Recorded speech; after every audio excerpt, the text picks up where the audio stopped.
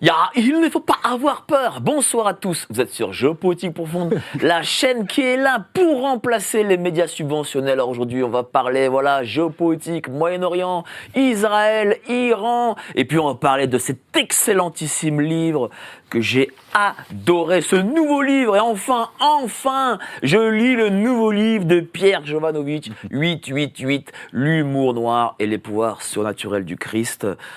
Salut mon Pierre d'abord. Merci Mike, merci. Et je vais t'avouer une chose, j'ai pas de mots. Voilà, j'ai vraiment adoré c'est gentil. ce bouquin. Vraiment, j'ai appris tellement de choses. Tiens, la genèse de ce livre. La genèse de ce livre, c'est c'est toutes les informations que je vois passer d'une part dans ma revue de presse. Et en plus, c'est 30 années, puisque je fête cette année les 30 ans d'enquête sur l'existence des anges gardiens. 30 ans, juste, 30 ans. Oui, le 30 ans de courrier de lecteur. Ah bon, d'accord, je pensais 30 ans, t'étais né il y a 30 ans. Non, c'est mon livre qui est né il y a 30 ans. C'est les anges gardiens. Et donc, c'est tout ce courrier des lecteurs. Et puis, surtout que là, nous avons des témoignages absolument stupéfiants, des vidéos qui prouvent effectivement que le Christ est capable de faire des choses absolument extraordinaires et que le Vatican est tellement embêté qu'il les cache. Il fait tout pour les cacher. Voilà. Donc il ne faut pas montrer du surnaturel à l'écran. Ça donnerait l'envie effectivement à chaque personne de s'y intéresser et éventuellement même de retrouver la foi. Donc ça c'est et ce que me disent les lecteurs, effectivement, ils sont totalement bouleversés. C'est-à-dire que non seulement c'est pas qu'ils retrouvent la foi, c'est-à-dire ils l'avaient, mais là ça revigore littéralement. Enfin, je sais pas ce que vous avez ressenti vous, mais bien sûr. Est-ce que c'est une réponse justement au livre de Michel Onfray qui lui dit non, le Christ n'a pas existé. Alors c'est une réponse, oui, c'est une réponse à Michel Onfray, mais je l'ai pas conçu comme ça. C'est-à-dire que quand j'ai fini, je pense que son livre est sorti alors que j'étais à la moitié de l'écriture de celui-là, mais c'est une réponse flagrante, c'est une gifle même pour Onfray, parce que Onfray d'ailleurs on voit mais qui s'est même pas documenté, que ça l'intéresse pas, il a simplement décrété que comme Freud est c'est un petit joueur, donc lui le Christ c'est un petit joueur aussi, mais Onfray est le plus grand de tous. Donc c'est un peu comme BHL, vous voyez. Moi j'ai lu les bouquins de Bernard-Henri Lévy, notamment sur l'assassinat de Pearl.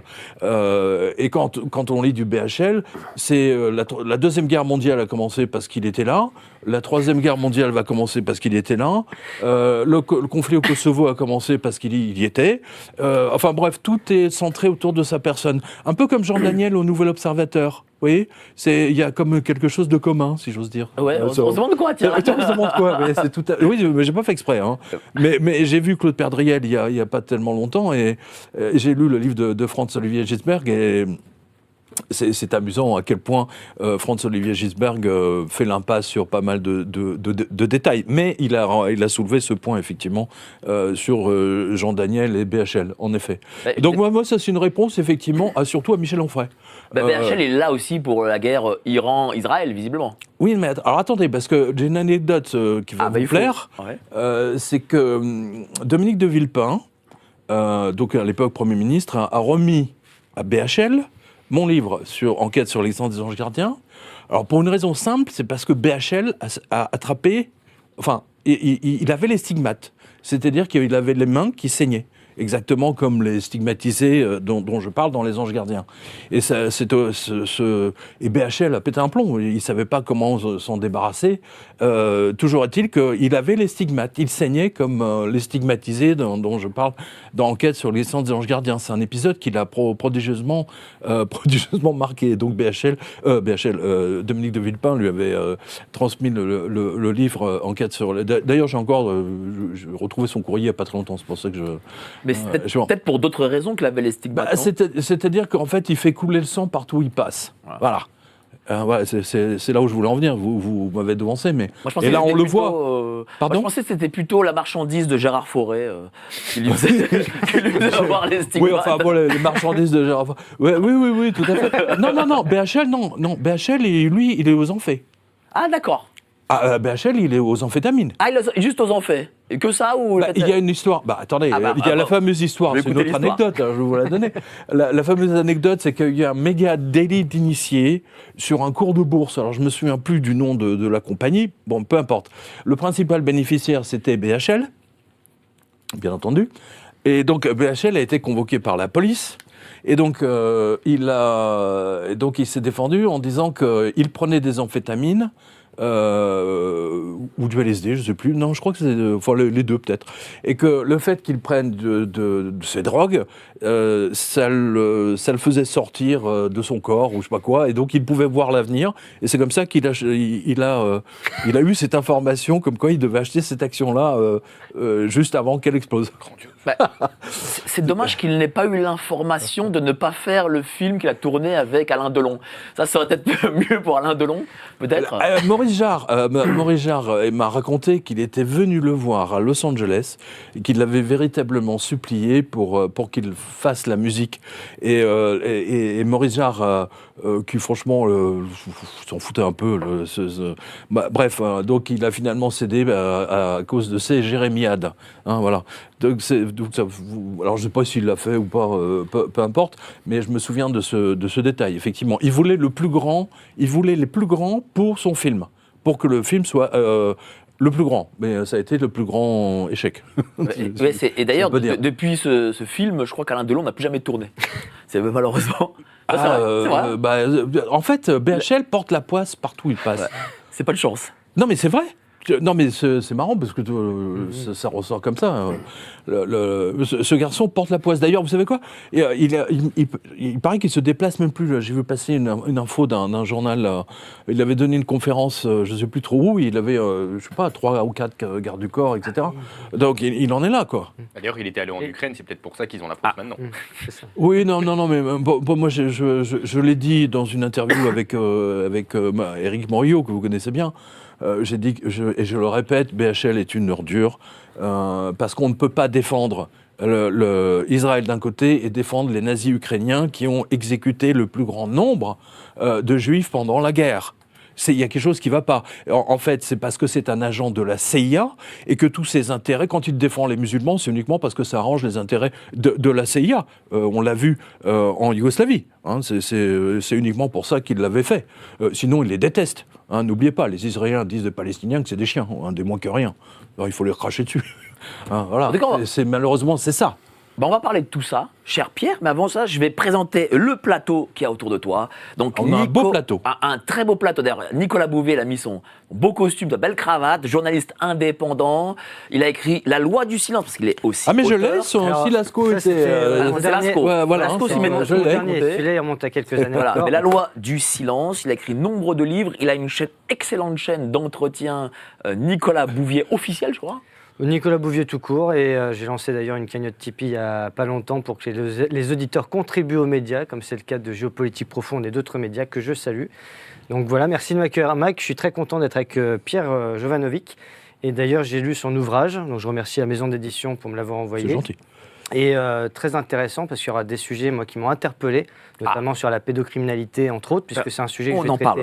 On en parlera. Et ensuite, bien sûr, la religion, etc. Voilà.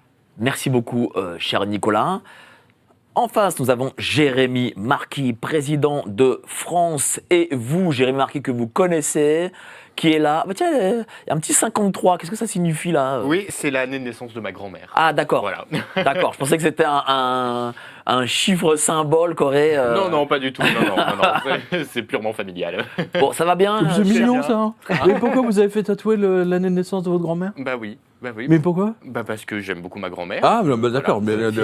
Mais c'est trop mignon. Voilà. C'est mignon, c'est adorable. Mais il est mignon tout plein. Ben voilà. Cher Jérémy, qui est président de France et vous, et qui maintenant est sociétaire à Bistro Liberté, et de Éric Morillo, que je salue ici, évidemment. Voilà, je serai sur Bistro Liberté. Demain soir, 21h. À 21h. Ouais. Bon, et ça va y aller. Je suis ravi d'être là aussi. Ça va y aller sur Bistro ? Ah oui, ça va y aller. Ouais. Bon, on compte sur vous pour bien représenter les jeunes. Ah oui, toujours. Voilà. Et je suis toujours content d'être là aussi. Non mais c'est bien, c'est toute cette nouvelle génération d'animateurs, journalistes, etc. qui sortent, mais T'as c'est vu magnifique. Oui, parce que quand on voit les jeunes journalistes sur BFM, moi des fois je me tapais la tête contre les murs, quoi. Non mais les journalistes sur BFM, c'est le genre de truc. Alors, votre maison est inondée, comment vous vous sentez? Oui, oui. Hein oui. Je te dis, mais espèce de Est-ce que vous connard allez de bien baffe dans la gueule. Tu vois. Ah, bah, que comment c'est tu veux que je mouillé me chez sente, vous connard? J'ai 1 mètre d'eau chez moi. Non mais, Non, mais c'est vrai. Pensez-vous que c'est mais je sais même pas où ils sont formés, ces Mais gens. c'est du journalisme formaté en fait. Hein. Donc, Non, il y mais a- c'est plus du journalisme. Non, c'est attention, plus du là, journalisme, c'est de l'animation Oui. de maternelle. C'est ça, c'est ça. Hein, Et c'est- avec c'est- la carte de prêche qui va avec également, ce qu'on disait dans la dernière émission de Radio Bon, critiquez Courtoisie. pas trop la carte de presse quand même, hein. C'est pas bien, il faut pas. Et à ta droite, tu as Nicolas Stocker, Donc à ta éditorialiste. gauche. Non, à la droite. Donc à ta gauche. Donc à ma gauche, oui. Oui. Je préfère dire à la droite de Jérémy qu'à ma gauche à moi. Voilà. Parce que j'avais quelqu'un. Comment ça va, cher Nicolas c'est important parce qu'en fait, tout est question de repères. Quelqu'un dit, mais l'univers tourne dans le sens inverse des aiguilles d'une montre. Ben, ça, c'est vrai au pôle Nord, mais pas au pôle Sud, c'est l'inverse au pôle Sud. Et là, je suis au Pas pôle dans le sud. sens. Ben, tout dépend, donc tout est en fait question de repères. Donc éditorialiste, patron d'émission à Radio Courtoisie. Il a mis ses lunettes. Ça veut dire qu'il est aujourd'hui sérieux. Bah oui, puisque je fais une chronique. Voilà. Je Sur fais quoi une la chronique? Sur le catochon. J'ai pensé particulièrement à notre ami Pierre Jovanovic, parce que tout le monde connaît l'amour débordant qu'a Pierre pour Saint Paul. Et Saint Paul, Oui. dans le deuxième épître des Thessaloniciens, eh bien, parle du catéchon. On va parler du catéchon parce que ça parle de l'Apocalypse, ça parle de l'Antéchrist. Toi, Mike, qui aime bien inviter des personnes Oui, j'aime bien, j'aime beaucoup. sur même. l'Antéchrist et Macron l'Antéchrist, eh ben, tu vas être servi. Je suis sûr que tu seras très attentif Surtout cette que fois-ci Notre-Dame. à ma chronique. Merci beaucoup, cher Nicolas. On va passer au grand entretien, mais avant ça, n'oubliez pas de vous abonner à la lettre de Géopolitique Profonde, voilà, celle du mois d'avril, les 1 an, ça fait 1 an que cette lettre existe, et déjà plus de 1200 abonnés. Merci à vous de votre confiance. Donc vous avez, voilà, on parle de géostratégie, mondialisme, Général de Lavarde, qui pour la première fois fait un article chez nous, et sûrement pas la dernière. N'hésitez pas à vous y abonner. Le lien est en description. Dis-moi, cher Pierre, en lisant le livre, et avec l'actualité qui se passe, on peut faire qu'une analogie. Hein. Ah bah là, Est-ce que on est là- en plein dans l'actualité, c'est ça qui est dingue. Oui. Est-ce que là, on est... Allez, je J'ai pas mets fait les pieds dans le exprès. plat. J'ai pas fait exprès. Je mets les pieds dans le plat. Est-ce que Iran, Israël, c'est le début de la fin des temps? Bah, on est déjà dans la fin des temps. Enfin, je veux dire, moi, je l'ai montré vraiment par hasard à nouveau avec le livre 777. Hein, donc, c'est le précédent, hein, dans lequel j'avais expliqué que si mon analyse était la bonne du livre de l'Apocalypse de Jean, Benoît XVI se fera virer du Vatican, de l'intérieur. Et c'est ce qui s'est passé 1 an et demi après la publication de mon livre. Et j'en avais parlé à la radio à l'époque, etc. Donc, moi, effectivement, on était très troublés. Tous mes lecteurs, effectivement, l'étaient tout autant. Et on peut dire que c'est l'un des signes. Alors, le deuxième signe qui vient confirmer ça, il vient pas de chez nous, si j'ose dire, il se passe en Israël. C'est-à-dire que, d'ailleurs, je parle du rabbin Schneerson dans le livre, c'est très important. Le rabbin Schneerson, c'est lui qui c'est le guide spirituel, on va dire, comme ça, de Netanyahou. Mais surtout, enfin, de Netanyahou, parce qu'il l'a rencontré à plusieurs reprises, il lui a donné des conseils, et ainsi de suite. Il a fait de la carrière qui lui avait annoncé, hein, parce qu'il avait le don de vision à distance, hein, le rabbin Schneerson. Et on a vu hier, alors je ne sais plus si c'est LCI ou BFM, peu importe, Ehud Barak, donc l'ancien patron du Mossad, l'ancien ministre de la Défense surtout, Bien donc sûr. il est monté au Premier ministre, mais par le biais militaire, c'est très important, le biais renseignement militaire et ainsi de suite. Et il a clairement dit hier, et c'était une bombe, sa déclaration, il faut le rappeler, comme quoi aujourd'hui le cabinet de Netanyahou est entre les mains de gens qui sont effectivement apocalyptiques, c'est-à-dire qu'en fait les Juifs, la version juive de l'Apocalypse, c'est-à-dire que le Messie, leur Messie à eux, pas le nôtre, hein, leur Messie à eux va revenir. Et pour qu'il revienne, il faut raser Gaza. Grosso modo, c'est l'idée. Voilà. Donc le fait que Ehud Barak confirme tout ceci. C'était absolument extraordinaire. Et donc, du coup, le livre 888, du coup, ça prend encore une dimension supplémentaire, et ainsi que 777. Et vous savez, il y a l'histoire de Gog et Magog dans l'Apocalypse de Jean. Il y a, je ne sais plus combien, 20 ou 200 millions de soldats qui vont s'affronter dans le désert israélien. Et c'est la raison pour laquelle, c'est pour hâter l'Apocalypse. Je parle des Juifs là. C'est pour hâter l'Apocalypse qu'ils ont bombardé volontairement le consulat iranien. C'est pour ça. Là, on n'est pas en termes de géopolitique, machin. Là, on est dans le monde purement spirituel, biblique. Voilà, d'un côté l'Ancien Testament et de l'autre côté le Nouveau. Et en ce qui me concerne, avec le livre 777, j'ai montré effectivement que on avait le signe majeur, effectivement, qu'on est rentré. Les rabbins en Israël ont manifestement eux aussi eu les mêmes signaux.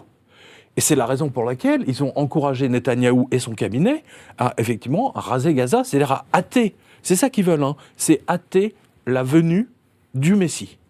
Du Messie, le leur. Mais est-ce que ça signifie que justement Israël du coup va riposter contre l'Iran ?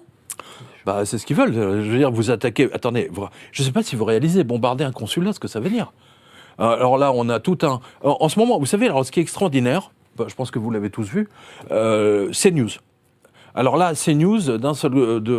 Ils étaient, on va dire, je ne vais pas dire qu'ils étaient neutres, mais bon, c'était assez soft. Mais là, d'un seul coup, on a vu, Madame Laurence Ferrari nous expliquer c'est un scandale, l'Iran est un criminel, etc.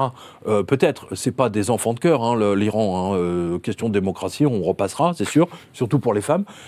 Mais en ce qui concerne prendre la décision de bombarder un consulat. D'ailleurs, une journaliste qui a interrogé l'ancien Premier ministre anglais sur la BBC lui a demandé, mais le Premier ministre disait oui, c'est un scandale, l'Iran, machin. Et la journaliste lui dit benoîtement, mais si notre ambassade ou notre consulat avait été bombardé, qu'auriez-vous fait en tant que Premier ministre ? On aurait réagi de la même façon, grosso modo. Donc vous voyez, il y a un parti pris complet de la part des médias pour Israël. Enfin, quand je dis Israël, entendons-nous bien, c'est cette clique criminelle qui s'appelle le Likoud. Voilà, je mélange pas tout ça, on conçoit bien d'accord. Le Likoud est devenu un parti de fous dingues, de fous furieux, qui veulent hâter effectivement l'arrivée de leur Messie, et pour ça, ils font place nette. Et c'est ce que vous observez en Palestine aujourd'hui. Donc, effectivement, aujourd'hui, si vous n'avez pas lu l'Ancien Testament, si vous n'avez pas lu le Nouveau, vous êtes un peu perdu. Et c'est le cas de tous les journalistes que vous voyez, politiques, qui vous donnent des analyses. Mais il y a cette partie-là qui manque. Moi, c'est un exemple que je donne toujours. Jimmy Carter, qui était déjà dans cette obsession, il avait renommé son avion, le Air Force One, il avait renommé The Last Judgment, le jugement dernier. Dans le genre avion apocalyptique, on ne peut pas faire mieux, quoi. Le message est clair. Et regardez, l'ancien patron de la CIA, Pompeo, Mike Pompeo, je veux dire, mais il est complètement pro-Israël. Ils sont en train d'envoyer des milliards. Tous les mois, ils envoient des milliards à Israël, ils vont leur filer 20 milliards, et puis ensuite, ils leur donnent toutes les bombes, et ensuite, donc les Israéliens rasent la Palestine, et ensuite, les Américains viennent envoyer quelques rations alimentaires. Mais c'est monstrueux. Mais dis-moi, toi qui as traduit un excellent livre d'ailleurs sur les drones, il y a eu cette attaque de drone. C'est pas moi qui l'ai traduit, mais on a publié. Oui, d'un journaliste du Jerusalem Post, Franz Mann, absolument.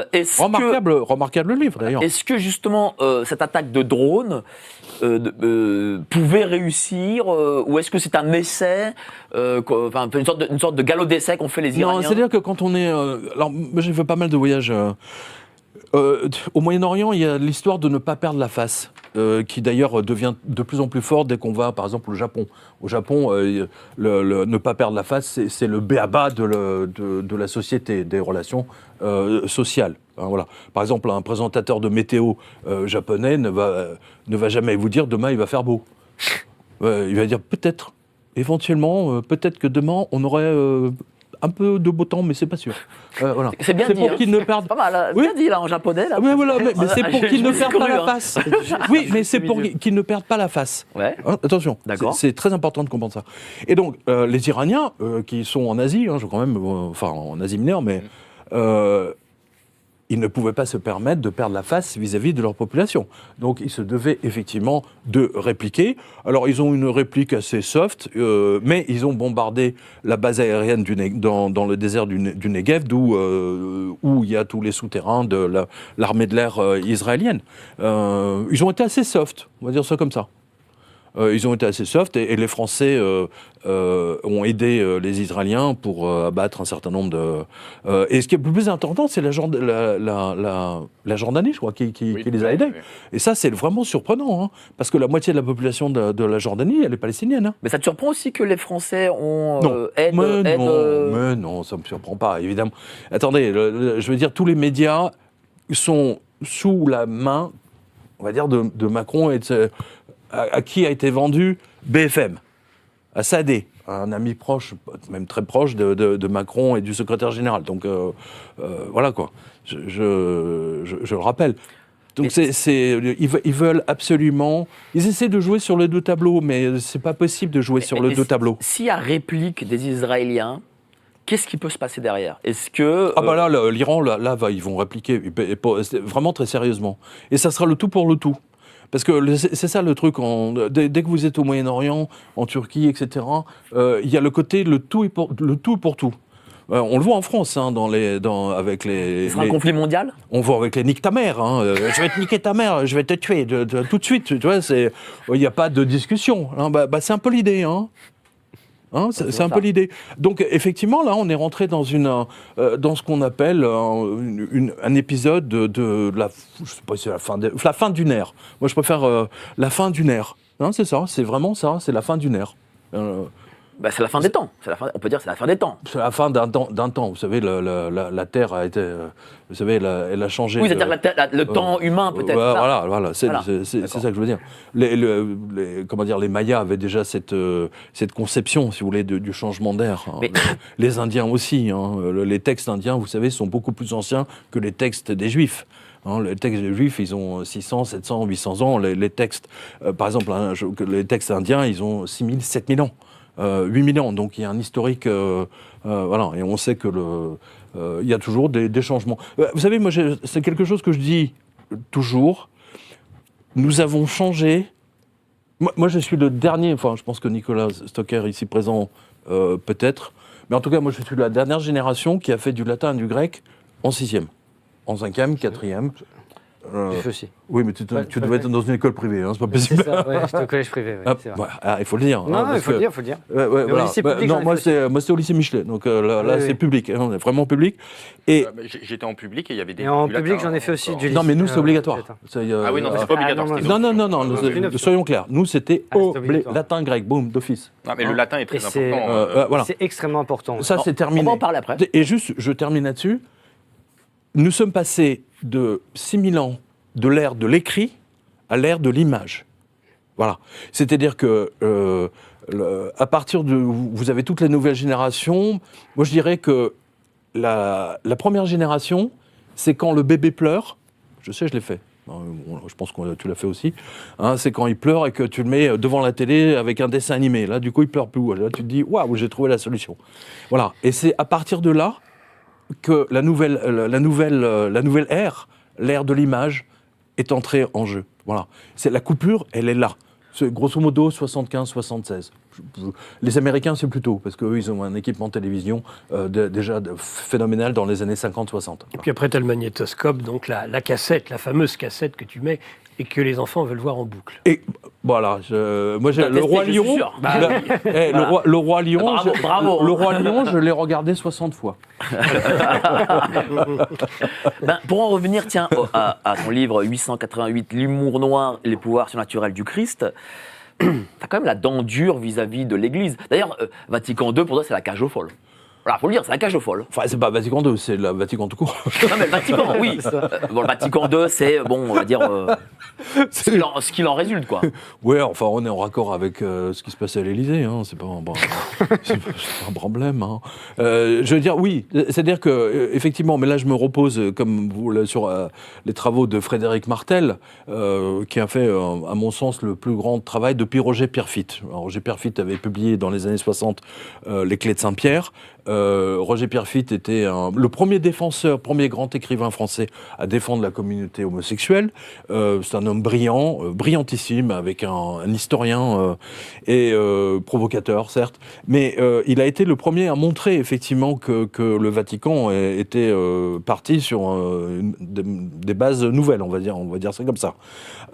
Et Frédéric Martel donc a finalisé ça grâce à son livre Sodoma, avec 1500 interviews de cardinaux, de prêtres dans 10 pays.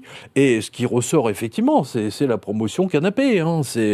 Voilà, je dis pas que tous les prêtres, hein, mais 80. C'est ce qu'avait dit d'ailleurs un autre cardinal américain. 80% des prêtres aujourd'hui qui sont homosexuels. Point barre. Donc moi, 80%. Oui. Donc moi, beaucoup, je me fous de savoir ceux qui sont homo, machin ou travelo, on s'en fout.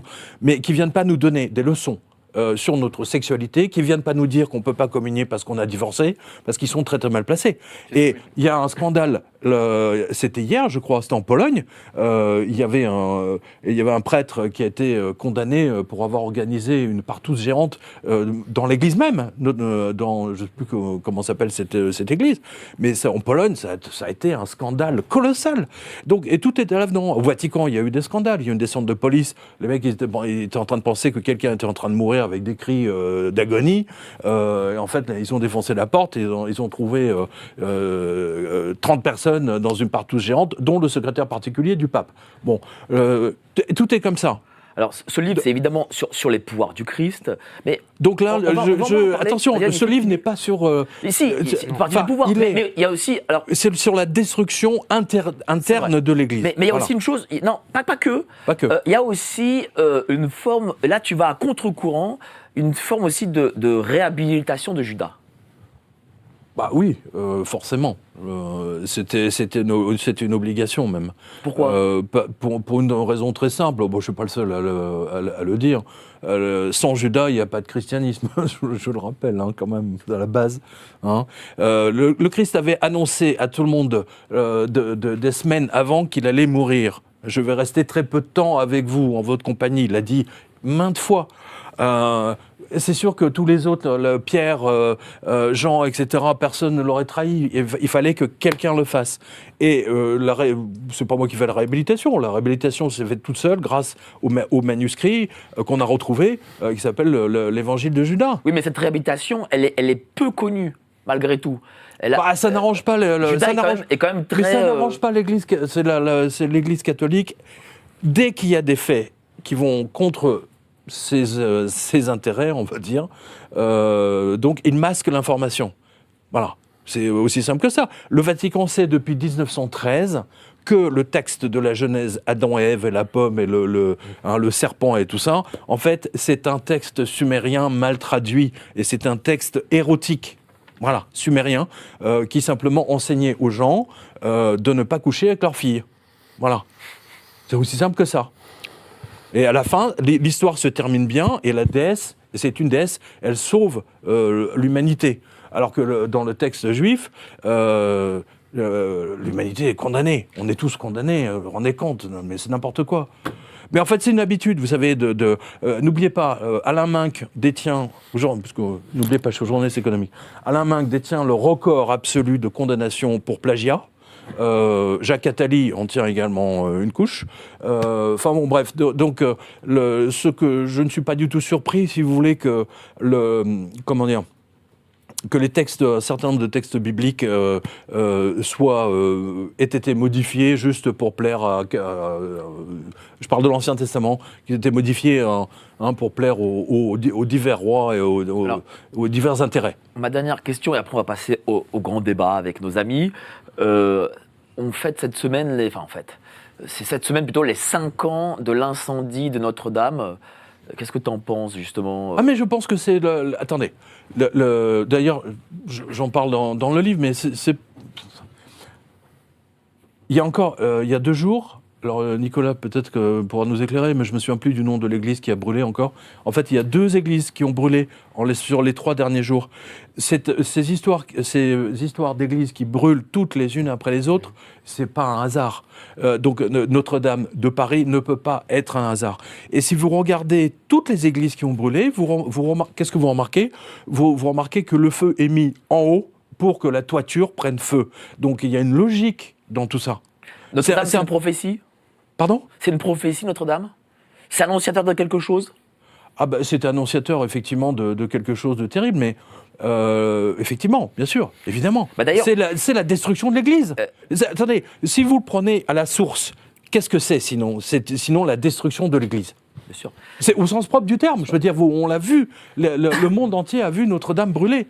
C'est une cathédrale, c'est la destruction de l'Église. Je vais couper l'herbe sous le pied de notre ami Nicolas Stoker, parce qui dit toujours une chose que je vais répéter, c'est lorsque Édouard Philippe rit Oui. devant Notre-Dame Oui. et qu'il a le visage qu'il a aujourd'hui. Donc c'est annonciateur de quelque chose aussi. Ça montre qu'il y a une forme de malédiction derrière. Vous savez, c'est un peu comme le jeune là, qui a essayé de poignarder alors, c'est un cardinal de l'Église orthodoxe en Australie. C'était très intéressant parce qu'il n'a pas réussi effectivement à le tuer. Mais c'est ce qui est extraordinaire, c'est que ça a été filmé, que c'est dans le monde entier. Et ce que je montre dans le livre, parce que c'est les miracles. Les actions surnaturelles que fait le Christ pour montrer qu'il est là. Pour montrer non seulement qu'il est là, mais qu'il voit tout. Nuance. Vous comprenez ? Bien sûr. C'est très très important. Il dit, je suis là, je vois tout, j'enregistre. Voilà. Faites ce que vous voulez, vous avez le libre arbitre, mais moi je vois tout. Merci beaucoup. C'est très important. Non mais, bien sûr. Non mais justement, parce que l'un des plus grands miracles, en mon sens, c'est effectivement celui qui a été filmé à Lourdes, avec l'hostie qui se met à léviter. Alors j'ai vu des commentaires de tous les blaireaux. Oui, c'est l'électromagnétisme. Oui, connard, bien sûr, il y a du métal dans les hosties, c'est connu. Tout le monde va communier justement pour avoir un petit peu de métal ou d'argent, je sais pas quoi. Enfin, c'est du n'importe quoi, ça a été filmé. Mais les plus grands miracles, même le pape actuel a essayé de les cacher à Buenos Aires. C'est ça qu'il faut voir. Ces gens, l'Église actuelle est totalement pourrie jusqu'au pape. Voilà, c'est ça qu'il faut voir. Moi, je serais le pape, pardonnez-moi, mais je suis déjà le pape, soi-disant de la fausse information d'après le journal Le Monde. La première chose que je ferais, c'est effectivement de convoquer la presse mondiale et de montrer tous ces miracles, justement. De montrer que le Christ est là. Et pourquoi il ne les montre pas? Qu'est-ce qui fait qu'il s'en détourne, qu'il les cache? Justement, vous venez de le dire, c'est ce que j'explique également, parce que Lustiger, le cardinal Lustiger était là à ce moment-là, et ils ont tous décidé de ne pas en parler à Lourdes. C'est quand même absolument extraordinaire. Ces gens sont des traîtres. Les prêtres actuels sont des traîtres pour 80% ça leur donne... Vous savez, pourquoi ils sont devenus prêtres? Alors, 2 choses. 1, pour se donner un vernis social. C'est un peu comme les libraires, certains libraires vous savez, libraires de gauche, femme divorcée, fortune, elle ne sait pas quoi faire, tiens, je vais ouvrir une librairie. Donc voilà, ça lui donne son petit vernis social, professionnel, etc. Mais ce que montre Frédéric Martel, et je termine là-dessus, c'est que dans les années 50-60, être homosexuel, c'était extraordinairement mal vu. Et le seul endroit où c'était accepté, ou j'allais dire bien vu forcément,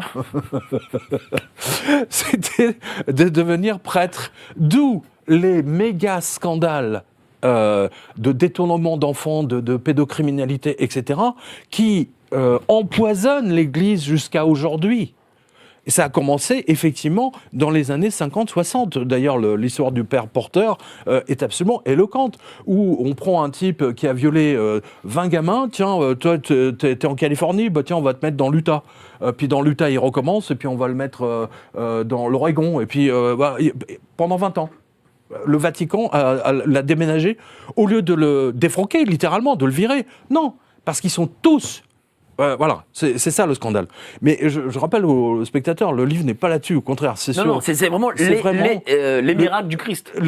Oui, mais les miracles actuels. Voilà. C'est ça que je veux dire, les miracles actuels. Et justement, je montre ce qu'il fait avec les cartels, les Mexicains et ainsi de suite. Enfin, en Colombie, c'est incroyable ce qui se passe. On va en parler tous ensemble, cher Pierre. Mais avant ça, les petites annonces. Quand j'étais petit, je lisais dans le rayon BD des grandes surfaces. J'ai pas beaucoup changé. Sauf qu'à présent, je lis la revue mensuelle de Géopolitique Profonde. Qu'y a-t-il dedans ? De l'économie, de la politique et bien sûr nos solutions financières, parce que s'appauvrir arrive très rapidement. On peut vous aider à y voir plus clair dans vos finances. Par contre, pour le reste, il va falloir grandir.